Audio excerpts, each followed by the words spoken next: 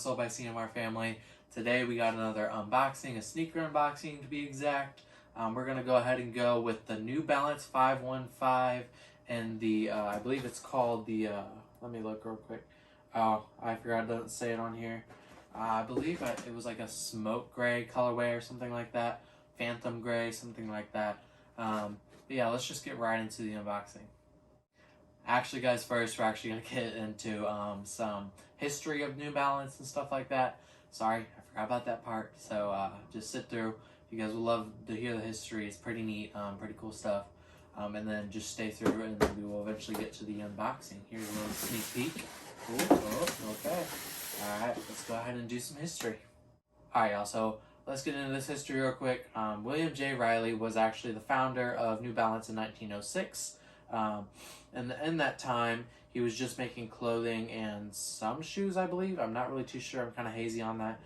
So yeah, guys, in 1941, they started to expand and do different shoes and stuff like that for different sports and stuff. They went ahead and started doing tennis shoes, like for tennis and stuff, and they did boxing shoes and even some baseball shoes, which is actually pretty crazy. Okay, so all products of New Balance were made in a small house full of like 5 essential workers. There was like no workers available, so they had like 5 different people working on all these shoes. So by 1960, they were actually still running by a few little workers and stuff like that, but they actually did the first ever shoe for wide feet runners, which is like making history happen, you know? So yeah, they were the first shoe company or brand company, whatever you want to call it, first franchise that went ahead and made a whole wide foot runner shoe. I think that's pretty cool. Then in 1972 at the Boston Marathon, I believe it was purchased by, the whole company was purchased by Jim Davis. Not really sure about a middle name there, just Jim Davis is all I could find.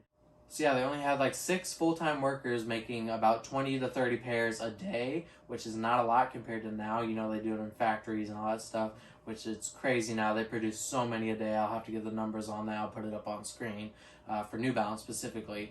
And then, yeah, so that was not a lot because you got to think, and they're really putting great craftsmanship into this, really putting everything you need into a running shoe. In 1976, they were the #1 running shoe in the world, voted by Runner's World magazine. So I think that's pretty cool. That's like a great accomplishment, especially for back then, just getting into real running shoes and everything like that.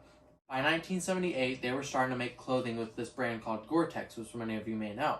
Gore-Tex is a lot associated with Nike nowadays, but yeah, back then Gore-Tex did a thing with New Balance, and they actually were the first like companies to come together and create a collab kind of thing for New Balance at least. So back then, retail for this shoe was about $50, but then in 1982, they pushed the boundaries and makes the first sneaker to go over $100, or the first New Balance sneaker to go over $100. So yeah, this was pushing the boundaries crazy at the time. It's just crazy.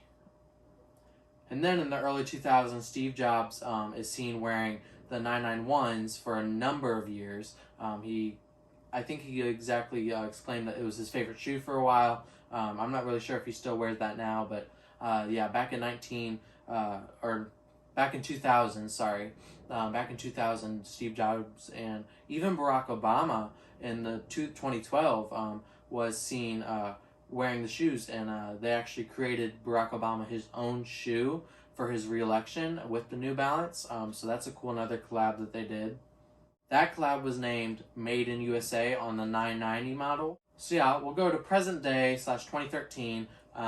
They started to get more on the skate market, stuff like that. Then they're creating all these different types of shoes for different sports and all that stuff. So that's just up to date now. But in 2013 was their first skate shoe. But now they just make all different types of shoes for any type of sport, any type of running, or like all stuff like that. Wide foot, shallow foot. All different stuff like that.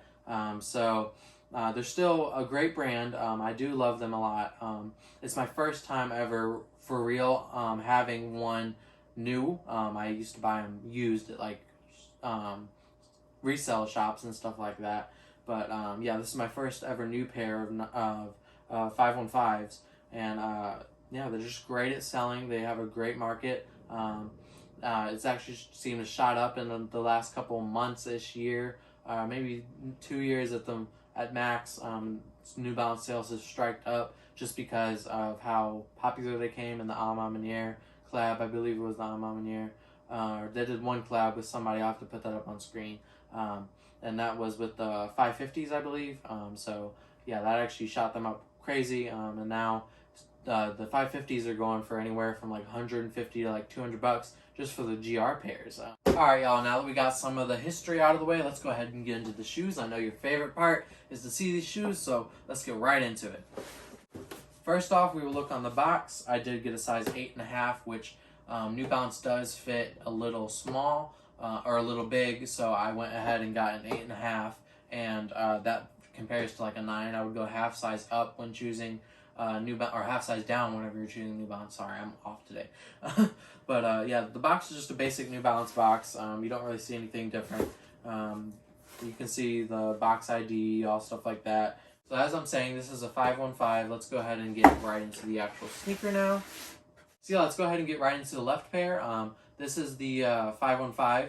So this is what you're getting with the 515, the little 515 tag there in front, and New Balance at the top. You also get this leather N for their logo, and on the toes and on the main part of the sneaker, the upper is mesh, and then on the tongue is also a mesh, and there's some suede going around the toe box and the back heel, and then there's a little plastic part on the black heel, and this is a nice little foam that they put in. I forgot what it's called. I had the exact name for it before. If I remember, I'll put it back on up on screen.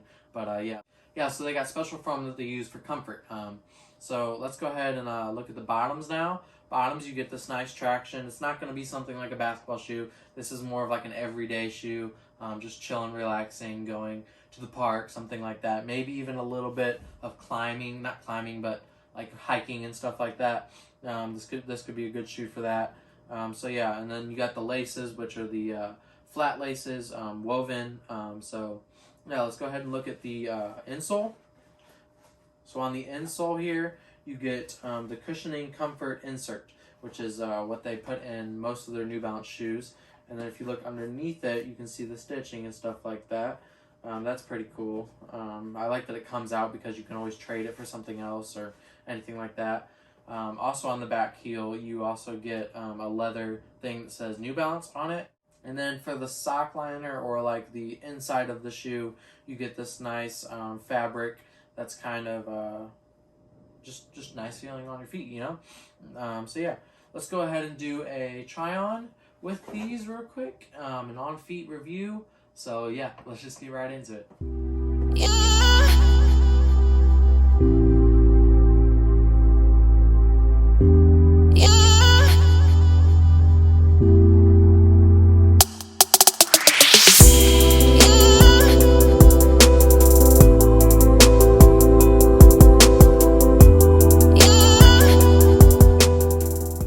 Guys, I hope you guys have a great night, day, whenever you're watching. Let's go ahead and get into the outro. I just want to say thank you guys very much for watching. Yeah, I just want to say thank you very much, and I appreciate you guys so much. So bye, CMR family. We out.